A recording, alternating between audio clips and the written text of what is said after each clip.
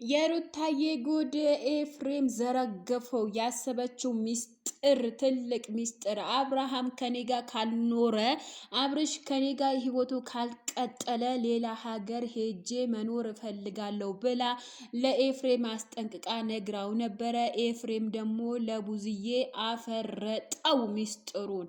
ሰላም ጤና ይስጥልኝ። በመላው ዓለም ለምትገኙ የዘህራ ዩቲዩብ ቤተሰቦች በድጋሚ መጣሁላችሁ። እንደማትሰለቹኝ ተስፋ አደርጋለሁኝ። ላይክ፣ ሼር፣ ሰብስክራይብ እያደረጋችሁ አሳብ አስተያየታችሁ በኮሜንት እጠብቃለሁኝ። አላበዛባችሁም።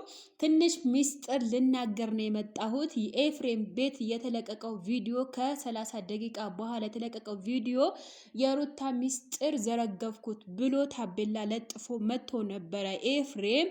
ነገር ግን ወደ ውስጥ ስትገቡ ትክክለኛ ነገር የተናገረው ነገር ትረዳላችሁ። ለምን ሩታ አብርሃም ከኛ ጋር ማይኖር ከሆነ ሌላ ሀገር ሄጄ መኖር እጀምራለሁ ብላለች አላት ለቡዝዬ። ቡዝዬ ደግሞ አንድ ወንድ ካልሆነኝ እተወዋለሁ፣ እንዳውም ከሱ ተለይታ ህይወቷን ትኑር፣ የህይወቷን ታስተካክል።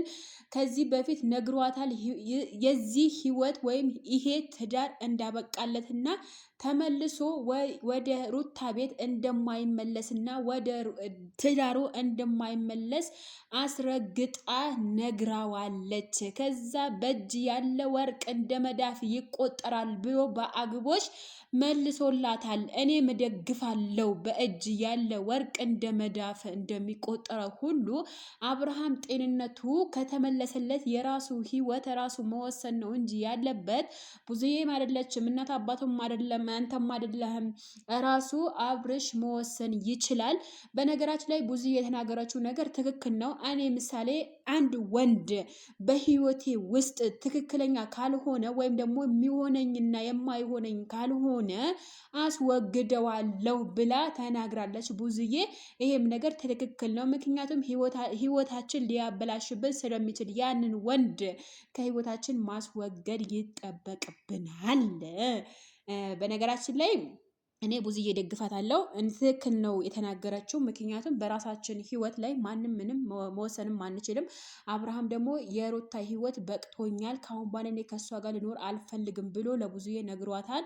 እነሱም ተደጋግመው ተጠይቀዋል፣ አልፈልግም ብለዋል። አብርሃም ደግሞ አስጠንቅቆ ካሁን በኋላ ከራሴ ህይወት የሚያገናኘው ነገር ወይም ደግሞ ከሩታ ጋር ልኖር አልፈልግም ብሎ ለሩታ አስጠንቅቆ ነግሯታል። ሩታ ደግሞ ያው ደግማ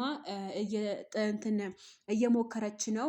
ሩታ ተስፋ አይቆርጥም በፍቅር። በነገራችን ላይ የሚወዱት ሰው ተስፋ በቀላሉ አይቆርጥም ባይ ነኝ። በሌላ ቪዲዮ ከችላለሁ። ቪዲዮ የተለቀቀው ኤፍሬም ቤት ነው። ገብታችሁ ማለት መከታተል ትችላላችሁ። ወዳችኋለሁ። እኔም ቤት ላይክ፣ ሼር፣ ሰብስክራይብ ሳታደርጉ የትም ቦታ እንዳትሄዱ ባይ